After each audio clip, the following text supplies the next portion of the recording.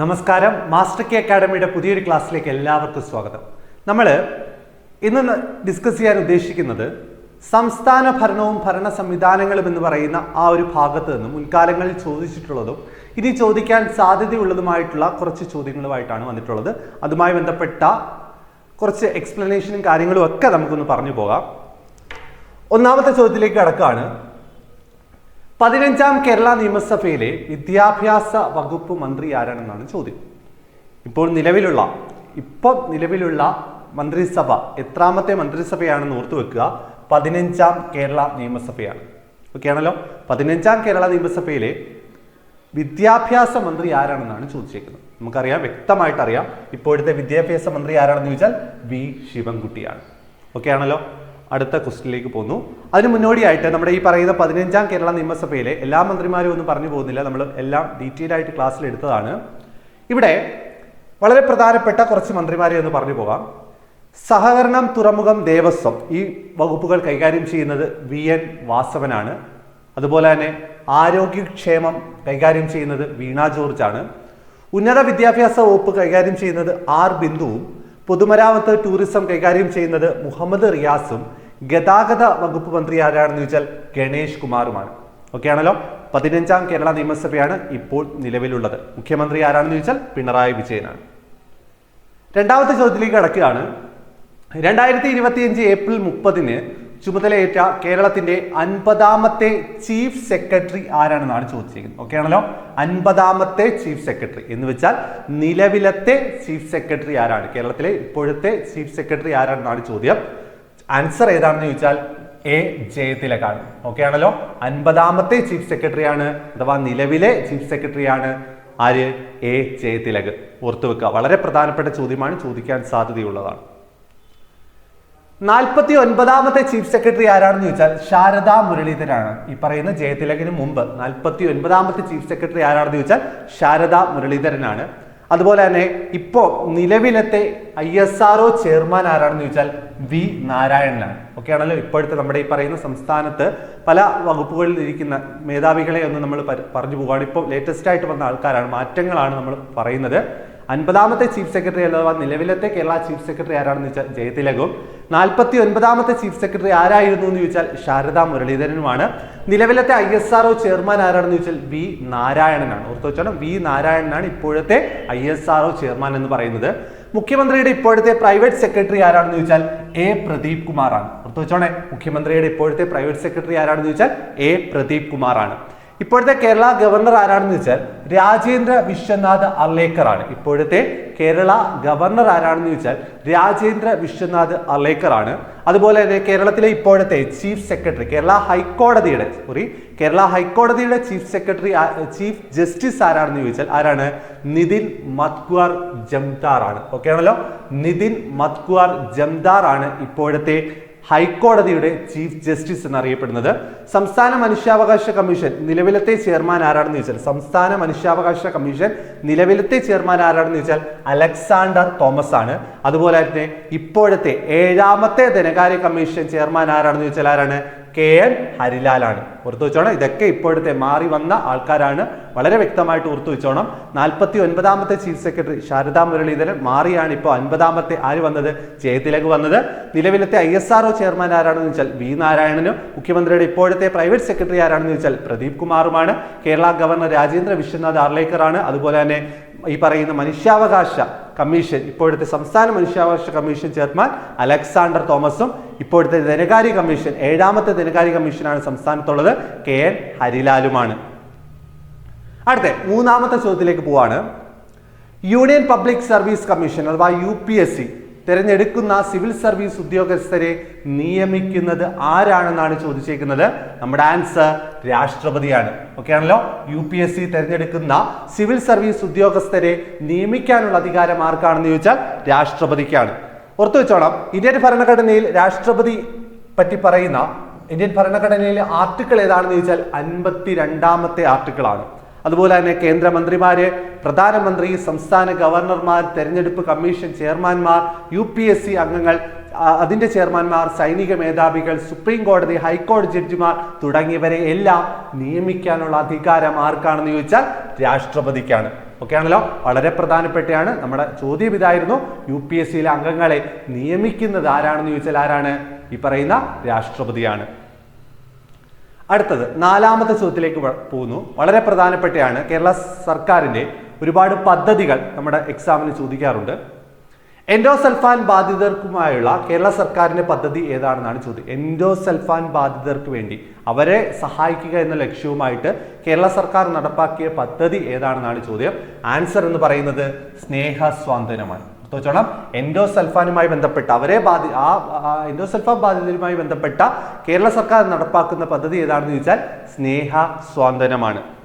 നമുക്ക് നോക്കാം. വളരെ പ്രധാനപ്പെട്ട കേരള സർക്കാർ പദ്ധതികൾ ഒന്ന് പറഞ്ഞു പോകണം, പരീക്ഷകളിൽ ചോദിച്ചിട്ടുള്ളതാണ്.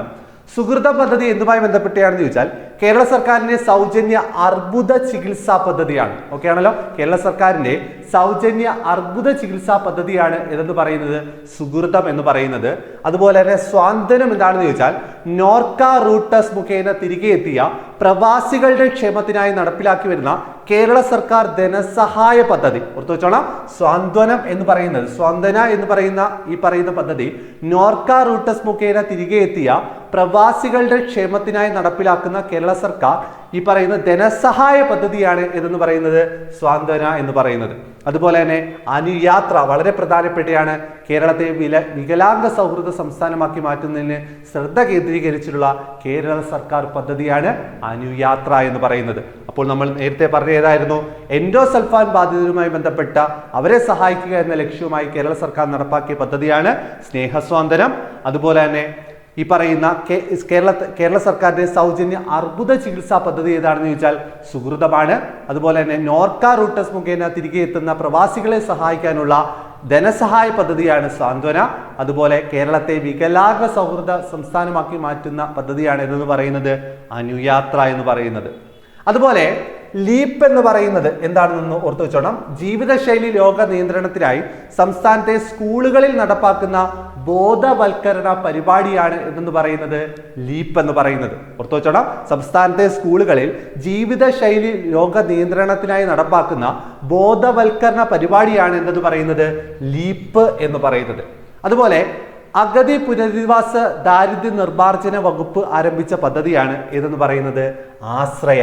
ഓക്കെ ആണല്ലോ, അഗതികളുടെ പുനരധിവാസവും അവരുടെ ദാരിദ്ര്യ നിർമ്മാർജ്ജനവും ലക്ഷ്യമാക്കിക്കൊണ്ട് കേരള സർക്കാർ നടപ്പാക്കിയ പദ്ധതി ഏതാണെന്ന് ചോദിച്ചാൽ ആശ്രയ പദ്ധതിയാണ്.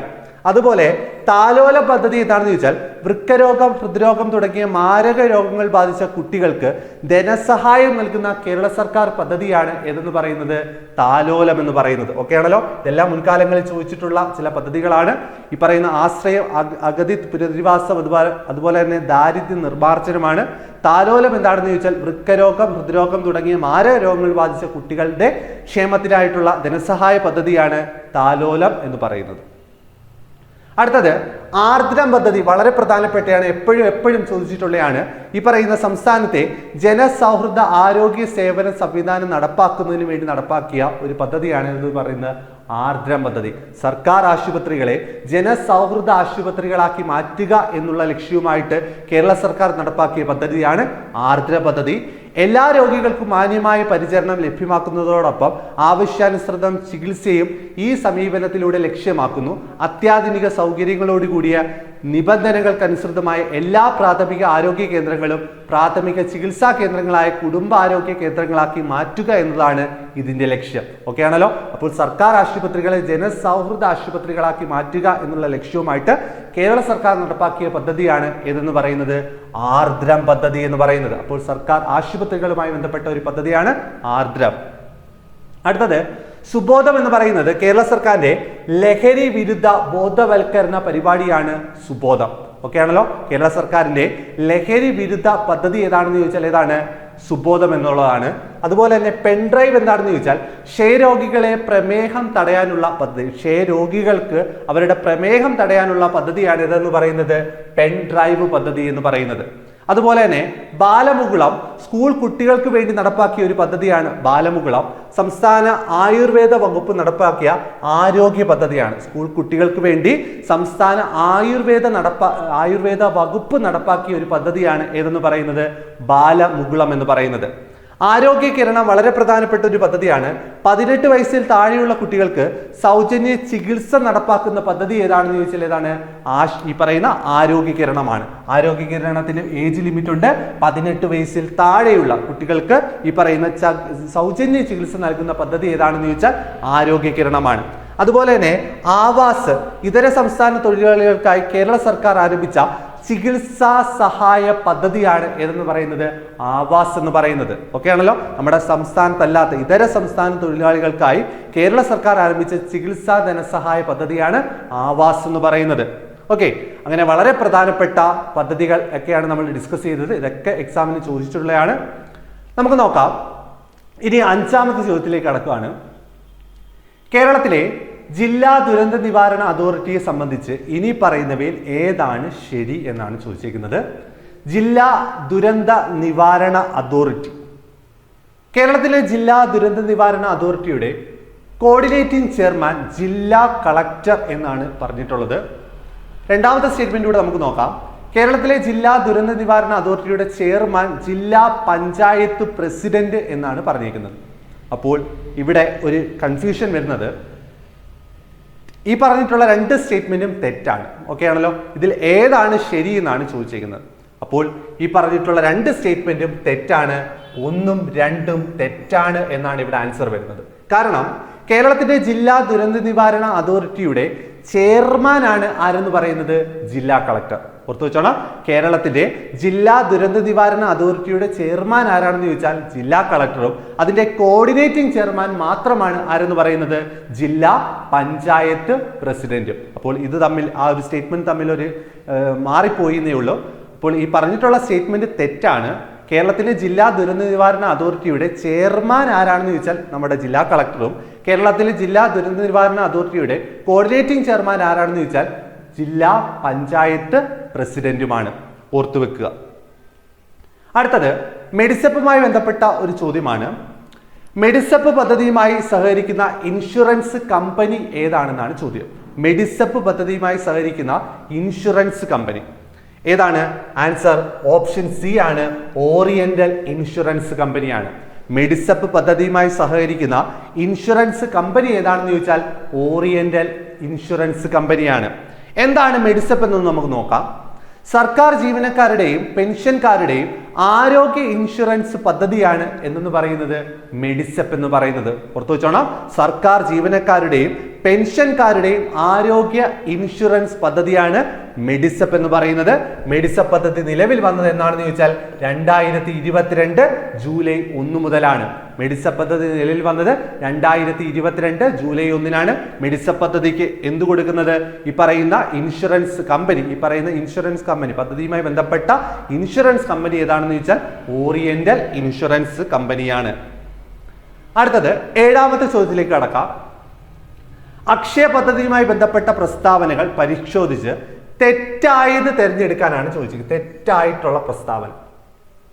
കേരള സർക്കാർ നടപ്പിലാക്കി വരുന്ന കമ്പ്യൂട്ടർ സാക്ഷരതാ പദ്ധതിയാണ് അക്ഷയ പദ്ധതി. ശരിയായിട്ടുള്ള സ്റ്റേറ്റ്മെന്റ് ആണ്. അക്ഷയ പദ്ധതിയിൽ ആദ്യമായി നടപ്പാക്കിയ ജില്ല പത്തനംതിട്ട ജില്ല എന്നാണ് പറഞ്ഞേക്കുന്നത്. നമുക്ക് ആൻസർ ചോദിച്ചിരിക്കുന്നത് എന്തുവാ? തെറ്റായിട്ടുള്ളത്. അപ്പോൾ അക്ഷയ പദ്ധതി നടപ്പാക്കിയ ജില്ല പത്തനംതിട്ട ജില്ലയല്ല. ഓക്കെ ആണല്ലോ. നമുക്ക് വഴിയെ പറയാം.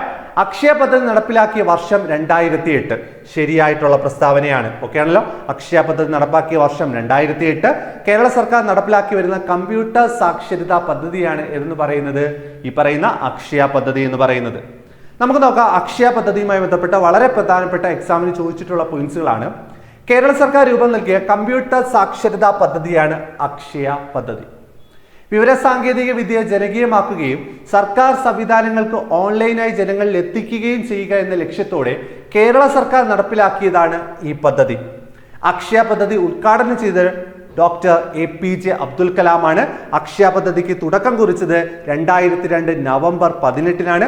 അക്ഷയ പദ്ധതി നടപ്പാക്കിയത് ഏത് ജില്ലയിലാണെന്ന് ചോദിച്ചാൽ വളരെ പ്രധാനപ്പെട്ടതാണ്. മലപ്പുറം ജില്ലയിലാണ്. ഓക്കെ ആണല്ലോ.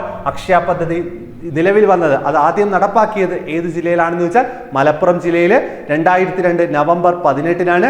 APJ അബ്ദുൽ കലാമാണ് ഉദ്ഘാടനം ചെയ്തത്. വളരെ പ്രധാനപ്പെട്ട പോയിന്റ്സുകളാണ് പഠിച്ചു വെക്കുക. അടുത്തത് 8ാമത്തെ ചോദ്യത്തിലേക്ക് കടക്കുകയാണ്.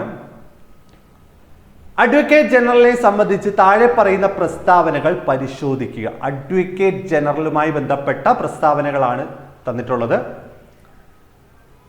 അഡ്വക്കേറ്റ് ജനറലിന്റെ ഓഫീസ് ഒരു ഭരണഘടനാ സ്ഥാപനമാണെന്നാണ് പറഞ്ഞിരിക്കുന്ന ആദ്യത്തെ പ്രസ്താവന. സംസ്ഥാനത്തെ രണ്ടാമത്തെ ഉയർന്ന നിയമ ഉദ്യോഗസ്ഥനാണ് അഡ്വക്കേറ്റ് ജനറൽ ആണെന്നാണ് രണ്ടാമത്തെ പ്രസ്താവനയിൽ പറയുന്നത്. അഡ്വക്കേറ്റ് ജനറലിനെ നിയമിക്കുന്നത് ഗവർണർ ആണെന്നാണ് പറഞ്ഞിട്ടുള്ളത്. ഇതിൽ തന്നിരിക്കുന്ന പ്രസ്താവനകളിൽ നിന്നും ശരിയായിട്ടുള്ള പ്രസ്താവനയാണ് ചോദിച്ചേക്കുന്നത്. ശരിയായിട്ടുള്ള പ്രസ്താവന എന്ന് പറയുന്നത് 1ഉം 3ഉമാണ്. ഓർത്തു വെച്ചോണം, 1ഉം 3ഉം പ്രസ്താവനയാണ് ഇവിടെ ശരി എന്ന് പറയുന്നത്. ഓർത്തു വെച്ചോണം, അഡ്വക്കേറ്റ് ജനറലിന്റെ ഓഫീസ് എന്ന് പറയുന്നത് ഒരു ഭരണഘടനാ സ്ഥാപനമാണ്. അതുപോലെ തന്നെ രണ്ടാമത്തെ പ്രസ്താവനയിലെ തെറ്റെന്താണെന്ന് വെച്ചാൽ സംസ്ഥാനത്തെ രണ്ടാമത്തെ ഉയർന്ന നിയമ ഉദ്യോഗസ്ഥനാണ് അഡ്വക്കേറ്റ് ജനറൽ എന്നാണ് പറഞ്ഞിരിക്കുന്നത്. അങ്ങനെയല്ല, സംസ്ഥാനത്തെ ഒന്നാമത്തെ ഏറ്റവും ഉയർന്ന നിയമ ഉദ്യോഗസ്ഥനാണ് ആരെന്ന് പറയുന്നത് അഡ്വക്കേറ്റ് ജനറൽ. ഓക്കെ ആണല്ലോ. അപ്പോൾ ഇവിടെ രണ്ടാമത്തെ എന്ന് പറഞ്ഞതാണ് തെറ്റായിട്ടുള്ളത്. നമുക്ക് വേണ്ടത് ശരിയായിട്ടുള്ള പ്രസ്താവന കണ്ടുപിടിക്കാനാണ്. അപ്പോൾ ഇവിടെ ആൻസർ എന്ന് പറയുന്നത് 1ഉം 3ഉമാണ് ശരി എന്ന് പറയുന്നത്. നമുക്ക് നോക്കാം. ഇന്ത്യൻ ഭരണഘടനയുടെ ആർട്ടിക്കിൾ 165 ഓർത്തു വെച്ചോണം. ഇന്ത്യൻ ഭരണഘടനയുടെ ആർട്ടിക്കിൾ 165 അനുസരിച്ചാണ് അഡ്വക്കേറ്റ് ജനറലെ ആര് നിയമിക്കുന്നത്? ഗവർണർ നിയമിക്കുന്നത്. ആർട്ടിക്കിൾ 165 ഈ അഡ്വക്കേറ്റ് ജനറലെ നിയമിക്കുന്നത് ആരാണെന്ന് ചോദിച്ചാൽ കേരള ഗവർണറാണ്, സംസ്ഥാന ഗവർണറാണ്. സംസ്ഥാനത്തെ പരമോന്നത നിയമ ഉദ്യോഗസ്ഥൻ എന്ന് വെച്ചാൽ സംസ്ഥാനത്തെ ഏറ്റവും ഉയർന്ന നിയമ ഉദ്യോഗസ്ഥനാണ് ആരെന്ന് പറയുന്നത് അഡ്വക്കേറ്റ് ജനറൽ എന്ന് പറയുന്നത്. അഡ്വക്കേറ്റ് ജനറൽ ഗവർണറുടെ തീരുമാനത്തിന് ചുമതല വഹിക്കുകയും ഗവർണർ നിശ്ചയിക്കുന്ന പ്രതിഫലം സ്വീകരിക്കുകയും ചെയ്യുന്ന ഒരു നിയമ ഉദ്യോഗസ്ഥനാണ്. ഓർത്തു വെച്ചോണം, ഇതൊക്കെ ചിലപ്പോൾ സ്റ്റേറ്റ്മെന്റ് ടൈപ്പിൽ വരാവുന്നതാണ്.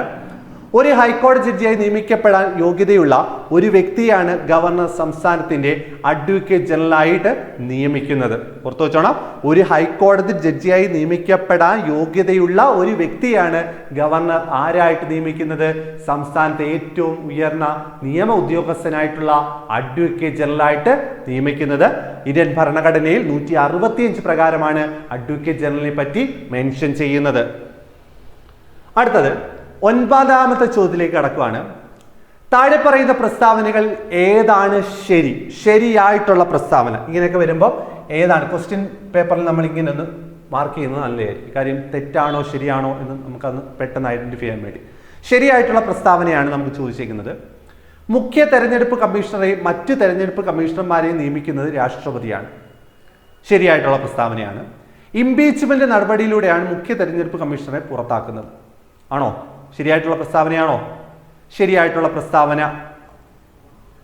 നോക്കാം. ആദ്യത്തെ പ്രസ്താവന എന്താണ്?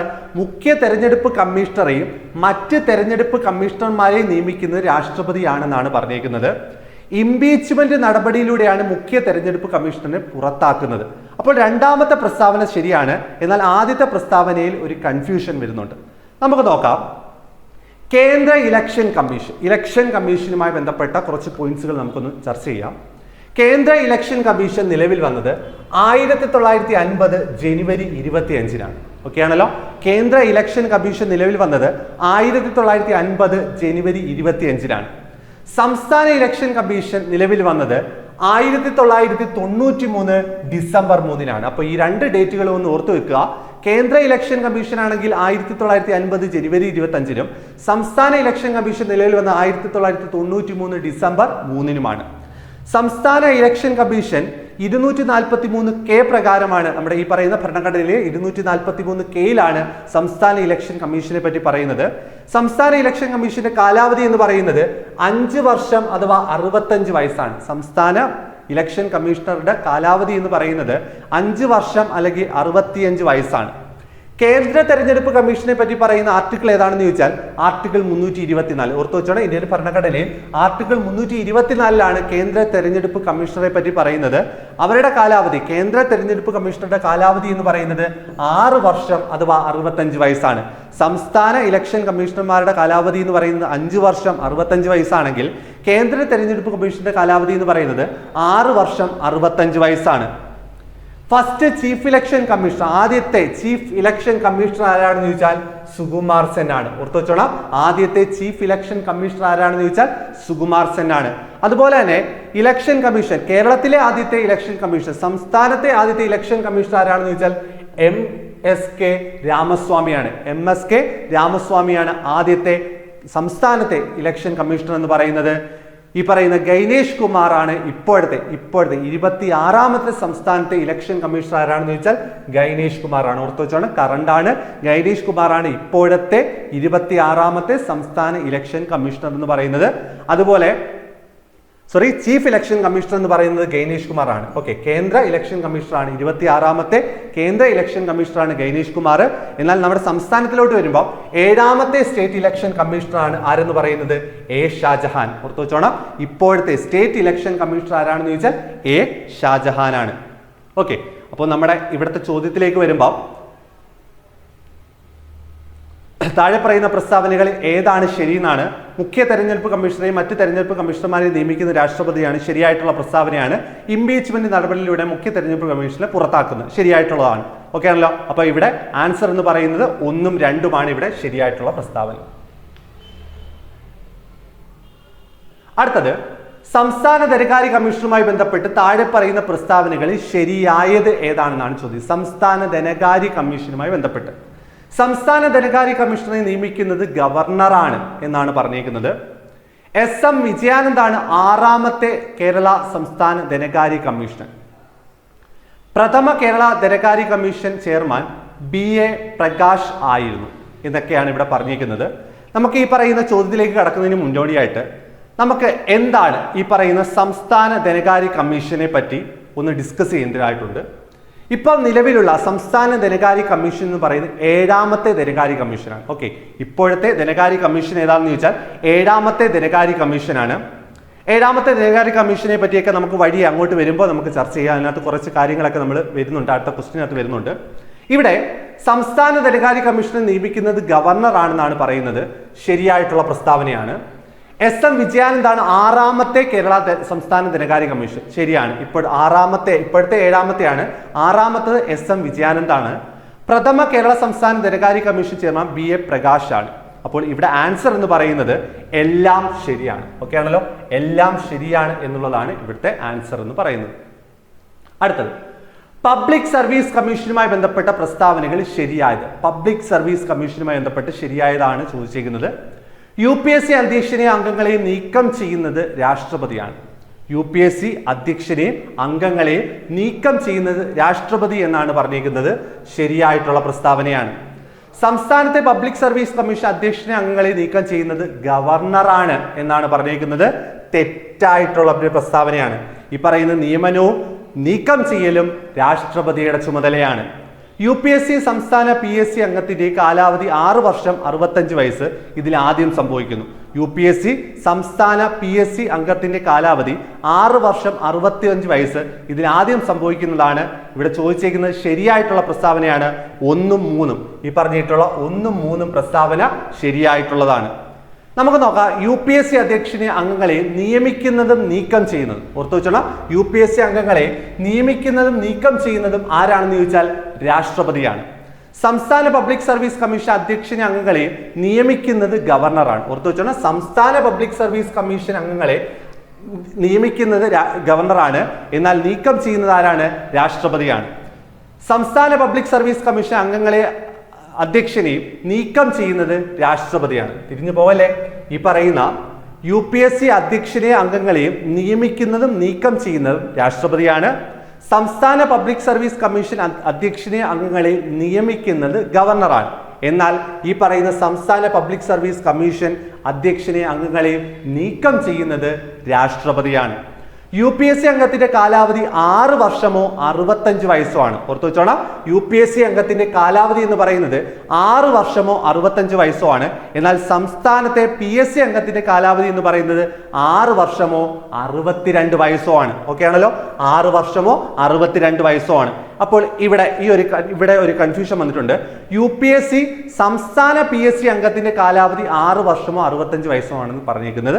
അപ്പോൾ ഈ പറഞ്ഞ പ്രസ്താവനയും തെറ്റാണെന്ന് പറയാം. കാരണം നമ്മൾ കുറച്ചു മുമ്പേ പറഞ്ഞുള്ളൂ, സംസ്ഥാനത്തെ PSC അംഗത്തിന്റെ കാലാവധി 6 വർഷം 62 വയസ്സും UPSC അംഗത്തിന്റെ കാലാവധി 6 വർഷം 65 വയസ്സുമാണ്. അപ്പോൾ ഇവിടെ ഒന്നാമത്തെ പ്രസ്താവന മാത്രമാണ് ശരി എന്നാണ് നമുക്ക് പറയാൻ പറ്റുന്നത്. അപ്പോൾ ഇവിടെ ആൻസർ എന്ന് പറയുന്നത് B അല്ല, ഓപ്ഷൻ C ആണ്. 1 മാത്രമാണ് ശരി. അടുത്തത് 12ാമത്തെ ചോദ്യത്തിലേക്ക് പോകാം. നീതി ആയോഗിന്റെ പൂർണ്ണ രൂപം. നീതി ആയോഗ് നമുക്കറിയാം, ഈ പറയുന്ന ആസൂത്രണ കമ്മീഷന് പകരം നിലവിൽ വന്ന ഒരു സ്ഥാപനമാണ് നീതി ആയോഗ്. നീതി ആയോഗിന്റെ പൂർണ്ണ രൂപം എന്താണെന്ന് ചോദിച്ചാൽ national institution for transforming India എന്നാണ്. ഓർത്തു വെച്ചോണം, നീതി ആയോഗിന്റെ പൂർണ്ണ രൂപം എന്താണെന്ന് ചോദിച്ചാൽ national institution for transforming India എന്നാണ്. ആസൂത്രണ കമ്മീഷന് പകരം 2015 ജനുവരി 1, ഈ ഡേറ്റ് സഹിതം പഠിച്ചു വെച്ചോണേ, ഈ പറയുന്ന 2015 ജനുവരി 1 ആസൂത്രണ കമ്മീഷന് പകരം നിലവിൽ വന്ന സ്ഥാപനമാണ് നീതി ആയോഗ്. ദേശീയ അന്തർദേശീയ പ്രാധാന്യമുള്ള സാമ്പത്തിക വിഷയങ്ങൾക്ക് കേന്ദ്ര സംസ്ഥാന സർക്കാരുകൾക്ക് സാങ്കേതിക ഉപദേശം നൽകുക എന്നതാണ് നീതി ആയോഗിന്റെ ചുമതല എന്ന് പറയുന്നത്. നീതി ആയോഗിന്റെ ഇപ്പോഴത്തെ ചെയർമാൻ ആരാണെന്ന് ചോദിച്ചാൽ നരേന്ദ്രമോദിയാണ്. ഓർത്തു വെച്ചാൽ ആസൂത്രണ കമ്മീഷന്റെ ചെയർമാൻ എല്ലായ്പ്പോഴും പ്രധാനമന്ത്രിയാണ്. അപ്പോൾ ഈ ആസൂത്രണ കമ്മീഷന് പകരം വന്ന നീതി ആയോഗിന്റെ ചെയർമാൻ ആരാണെന്ന് ചോദിച്ചാൽ പ്രധാനമന്ത്രി തന്നെയാണ്. ഇപ്പോഴത്തെ പ്രധാനമന്ത്രി നരേന്ദ്രമോദിയാണ്. ഇപ്പോഴത്തെ നീതി ആയോഗിന്റെ വൈസ് ചെയർമാൻ ആരാണെന്ന് ചോദിച്ചാൽ സുമൻ ബെറിയാണ്. ഓർത്തു വെച്ചോണം, ഇപ്പോഴത്തെ നീതി ആയോഗിന്റെ വൈസ് ചെയർമാൻ ആരാണെന്ന് ചോദിച്ചാൽ ആരാണ്? സുമൻ ബെറിയാണ്. ഇപ്പോഴത്തെ ഈ പറയുന്ന നീതി ആയോഗിന്റെ സിഇഒ ആരാണെന്ന് ചോദിച്ചാൽ ആരാണ്? BVR സുബ്രഹ്മണ്യാണ്. ഓക്കെ ആണല്ലോ. ഇപ്പോഴത്തെ നീതി ആയോഗിന്റെ സിഇഒ ആരാണെന്ന് ചോദിച്ചാൽ ആരാണ്? BVR സുബ്രഹ്മണ്യമാണ്. അപ്പോൾ ഇതെല്ലാം വളരെ പ്രധാനപ്പെട്ടയാണ്. നീതി ആയോഗ് നിലവിൽ വന്ന ഡേറ്റ് സഹിതം പഠിച്ചു വെച്ചോണം, 2015 ജനുവരി 1. അതുപോലെ തന്നെ അതിന്റെ ചെയർമാൻ നരേന്ദ്രമോദി, അതിന്റെ വൈസ് ചെയർമാൻ സുമൻ ബെറിയും, അതിന്റെ ഈ പറയുന്ന സിഇഒ ആരാണെന്ന് ചോദിച്ചാൽ BVR സുബ്രഹ്മണ്യവുമാണ്. അടുത്തത്, ചുവടെ നൽകിയിരിക്കുന്ന പ്രസ്താവനകൾ വിലയിരുത്തുക.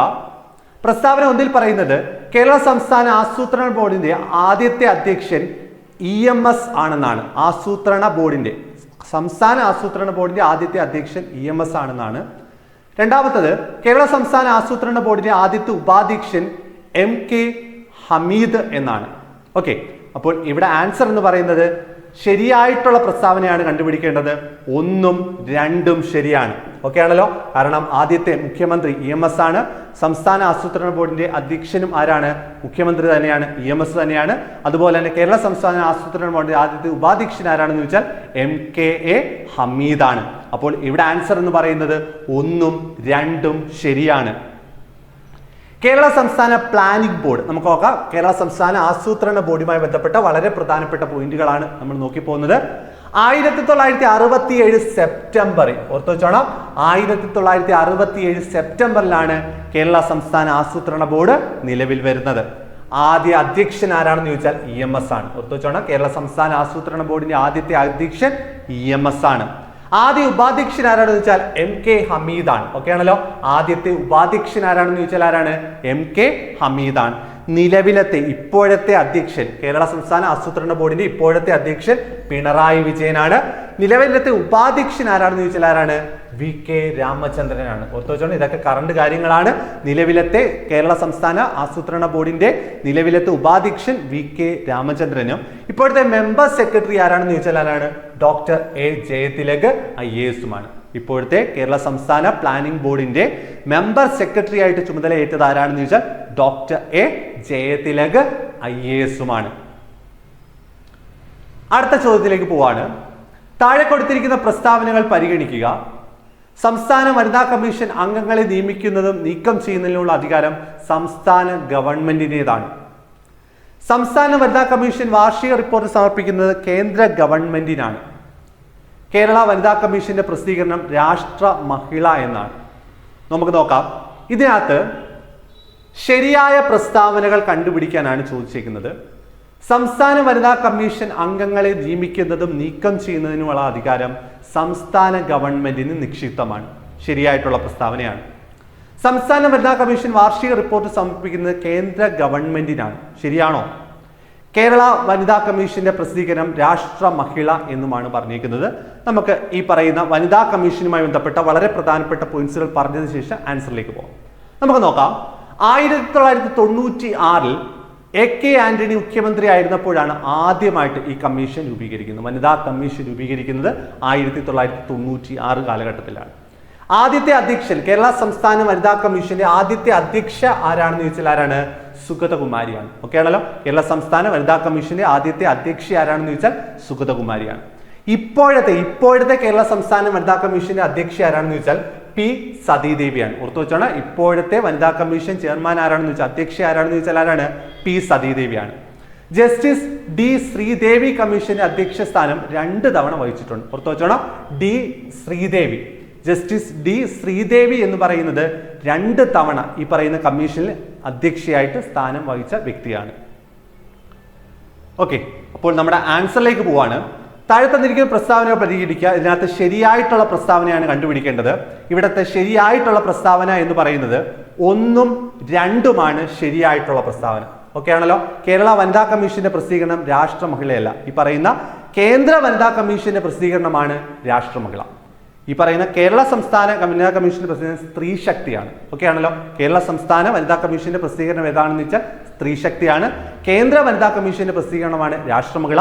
അപ്പോൾ ഇവിടെ ആൻസർ എന്ന് പറയുന്നത് 1ഉം 2ഉം പ്രസ്താവനയാണ് ശരി എന്ന് പറയുന്നത്. അടുത്ത 15ാമത്തെ ചോദ്യത്തിലേക്ക് കടക്കാണ്.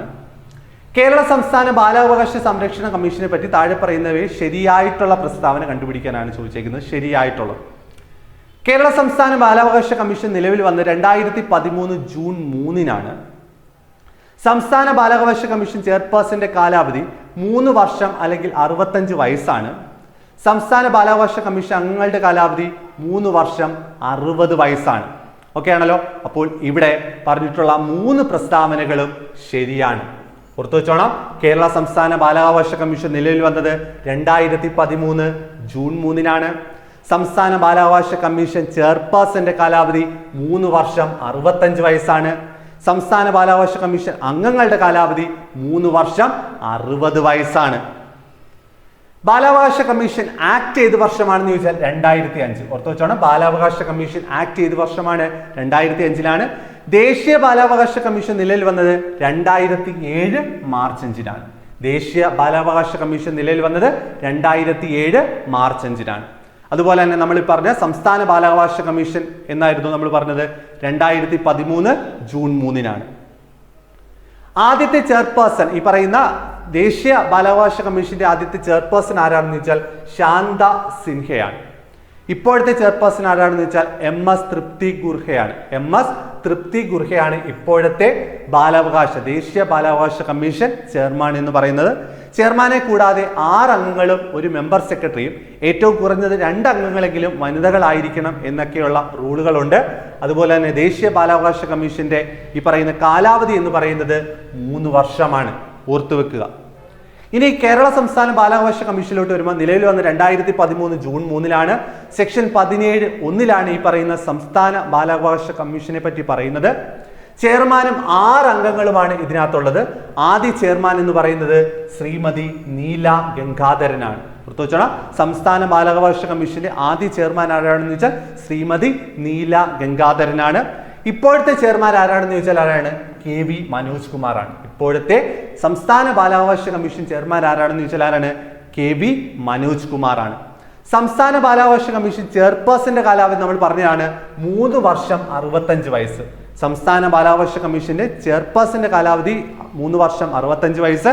എന്നാൽ സംസ്ഥാന ബാലാവകാശ കമ്മീഷൻ അംഗങ്ങളുടെ കാലാവധി എത്രയാണെന്ന് ചോദിച്ചാൽ 3 വർഷം 60 വയസ്സാണ്.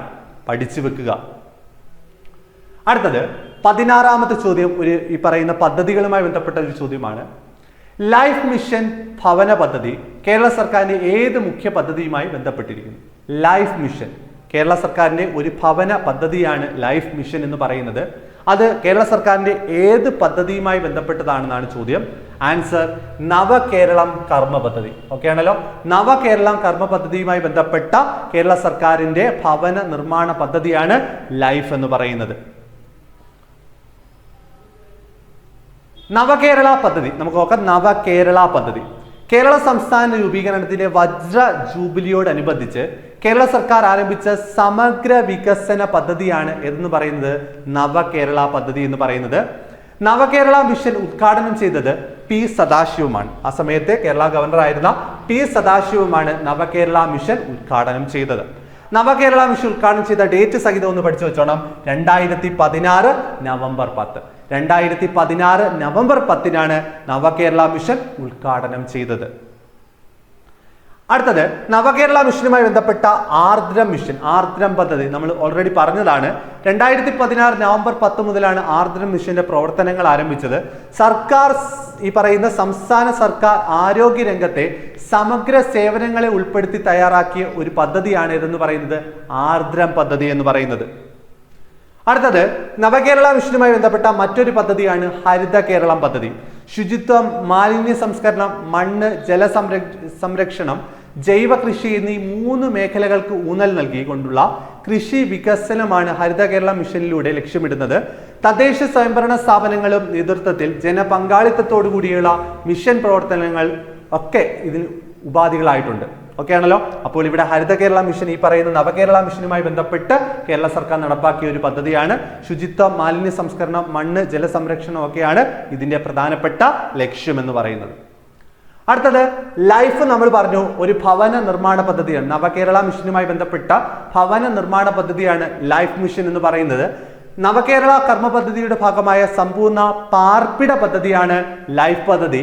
ഭൂമിയുള്ള ഭവനരഹിതർ, ഭൂമിയില്ലാത്ത ഭവനരഹിതർ, ഭവന നിർമ്മാണം പൂർത്തിയാക്കാൻ കഴിയാത്തവർ, വാസയോഗ്യമല്ലാത്ത ഭവനമുള്ളവർ, പുറമ്പോക്കയോ തീരദേശ മേഖലയിലോ തോട്ടമേഖലയിലോ താൽക്കാലികമായി ഭവനമുള്ളവർ എന്നിവരെയൊക്കെ ലക്ഷ്യമാക്കി അവരെ ഗുണഭോക്താക്കളാക്കി നടപ്പാക്കിയ പദ്ധതിയാണ് ഇതെന്ന് പറയുന്നത് ലൈഫ് മിഷൻ എന്ന് പറയുന്നത്. വിവിധ വകുപ്പുകൾ മുഖേനയാണ് ഇത് നടപ്പാക്കിക്കൊണ്ടിരിക്കുന്നത്. ഭവന പദ്ധതിയാണെന്ന് ഒന്ന് ഓർത്തു വെക്കുക. അടുത്തത് പൊതുവിദ്യാഭ്യാസ സംരക്ഷണ യജ്ഞം. ഈ പറയുന്ന നവകേരള മിഷനുമായി ബന്ധപ്പെട്ട നടപ്പാക്കിയ മറ്റൊരു പദ്ധതിയാണ് പൊതുവിദ്യാഭ്യാസ സംരക്ഷണ യജ്ഞം. സംസ്ഥാനത്തെ എല്ലാ സ്കൂളുകളിലും മിക്ക കേന്ദ്രങ്ങളായി മികച്ച ഒരു കേന്ദ്രമാക്കി മാറ്റുക എന്ന ലക്ഷ്യത്തോടു കൂടി നവകേരള കർമ്മ പദ്ധതിയുടെ ഭാഗമായി ആരംഭിച്ച പദ്ധതിയാണ് പൊതുവിദ്യാഭ്യാസ സംരക്ഷണ യജ്ഞം എന്ന് പറയുന്നത്.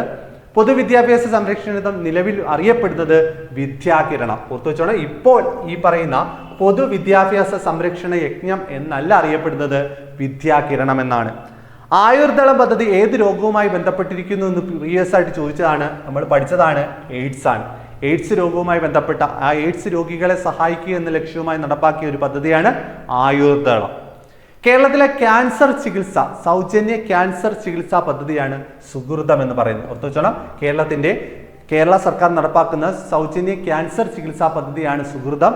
സുഹൃതം പദ്ധതിയുടെ ബ്രാൻഡ് അംബാസിഡർ ആരാണെന്ന് ചോദിച്ചാൽ ആരാണ്? മമ്മൂട്ടിയാണ്. സുഹൃതം പദ്ധതിയുടെ ബ്രാൻഡ് അംബാസിഡർ ആരാണ്?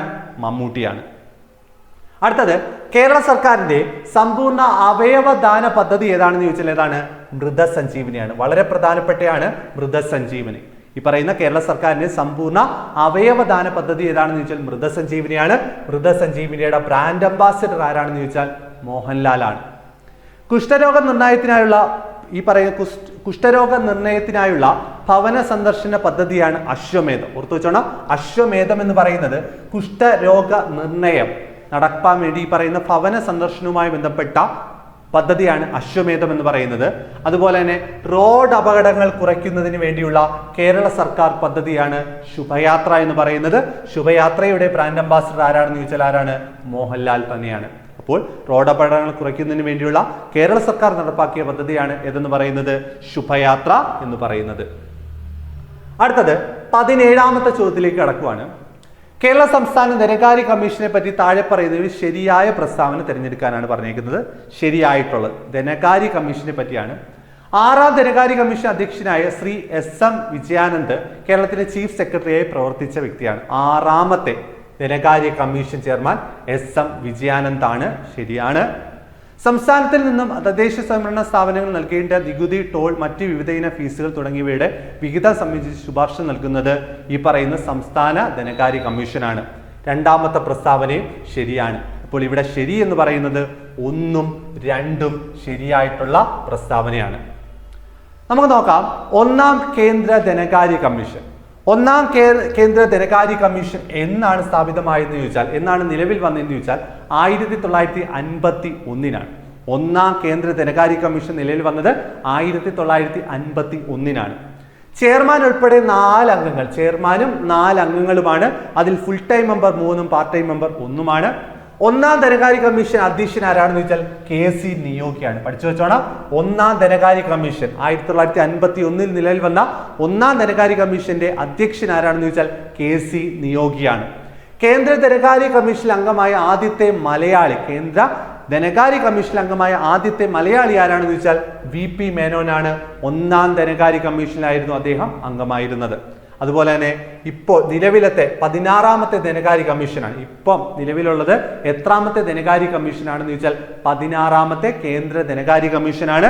ചെയർമാൻ ആരാണെന്ന് ചോദിച്ചാൽ അരവിന്ദ പനഗിരിയാണ്. പഠിച്ചു വെച്ചോണം, ഇപ്പോഴത്തെ കേന്ദ്ര ധനകാര്യ കമ്മീഷൻ 16ാമത്തെ ധനകാര്യ കമ്മീഷനാണ്. അതിന്റെ ചെയർമാൻ ആരാണെന്ന് ചോദിച്ചാൽ ആരാണ്? അരവിന്ദ പനഗിരിയാണ്. ഇനി സംസ്ഥാന ധനകാര്യ കമ്മീഷനിലോട്ട് വരുമ്പോൾ 1994 ഏപ്രിലാണ് സംസ്ഥാന ധനകാര്യ കമ്മീഷൻ നിലവിൽ വരുന്നത്. അംഗസംഖ്യ 3 ചെയർമാൻ ഉൾപ്പെടെയാണ് 3.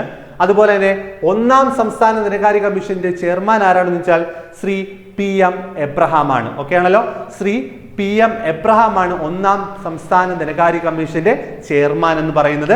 കേരളത്തിലെ നിലവിലത്തെ സംസ്ഥാന ധനകാര്യ കമ്മീഷൻ 7ാമത്തെ ധനകാര്യ കമ്മീഷനാണ്. ഓർത്തു വെച്ചോണം, ആരാണെന്ന് ചോദിച്ചാൽ ഇപ്പോഴത്തെ കമ്മീഷൻ ചെയർമാൻ ആരാണെന്ന് ചോദിച്ചാൽ KN ഹരിലാലാണ്. 7ാമത്തെ സംസ്ഥാന ധനകാര്യ കമ്മീഷൻ ചെയർമാൻ ആരാണെന്ന് ചോദിച്ചാൽ ആരാണ്? KN ഹരിലാലാണ്. അടുത്തത് 18ാമത്തെ ചോദ്യം ഒരു സ്റ്റേറ്റ്മെന്റ് ആണ്. താഴെ പറയുന്ന പ്രസ്താവനകളിൽ തെറ്റായിട്ടുള്ള പ്രസ്താവന ഏതാണെന്നാണ് ചോദ്യം. തെറ്റായിട്ടുള്ള പ്രസ്താവന. ദേശീയ മനുഷ്യാവകാശ കമ്മീഷന്റെ പ്രഥമ ചെയർമാൻ സുകുമാർ സെൻ. കേരള സംസ്ഥാന മനുഷ്യാവകാശ കമ്മീഷന്റെ പ്രഥമ ചെയർപേഴ്സൺ MM പരീത് പിള്ള. ദേശീയ മനുഷ്യാവകാശ കമ്മീഷനിലെ നിലവിലെ ചെയർമാൻ ജസ്റ്റിസ് അരുൺകുമാർ മിശ്ര. കേരള സംസ്ഥാന മനുഷ്യാവകാശ കമ്മീഷന്റെ നിലവിലെ ചെയർമാൻ K ബൈജുനാഥാണ്. നമുക്ക് നോക്കാം. ഇത് ഈ പറയുന്ന മനുഷ്യാവകാശ കമ്മീഷനുമായി ബന്ധപ്പെട്ട സ്റ്റേറ്റ്മെന്റുകളാണ്. മനുഷ്യാവകാശ കമ്മീഷൻ വളരെ പ്രധാനപ്പെട്ടതാണ്. നമുക്ക് ഉത്തരത്തിലേക്ക് വരാം. അതിനു മുമ്പായിട്ട് നമുക്ക് ഈ കുറച്ച് പോയിന്റ്സുകളൊക്കെ നോക്കാം. 1993 ഒക്ടോബർ 12 വളരെ പ്രധാനപ്പെട്ട ഒരു ഡേറ്റ് ആണ്. 1993 ഒക്ടോബർ 12 ദേശീയ മനുഷ്യാവകാശ കമ്മീഷൻ നിലവിൽ വന്നത്. ഓക്കെ ആണല്ലോ, ദേശീയ മനുഷ്യാവകാശ കമ്മീഷൻ നിലവിൽ വന്നത് 1993 ഒക്ടോബർ 12 അതുപോലെ തന്നെ സംസ്ഥാനത്ത് ഒരു മനുഷ്യാവകാശ കമ്മീഷൻ ഉണ്ട്.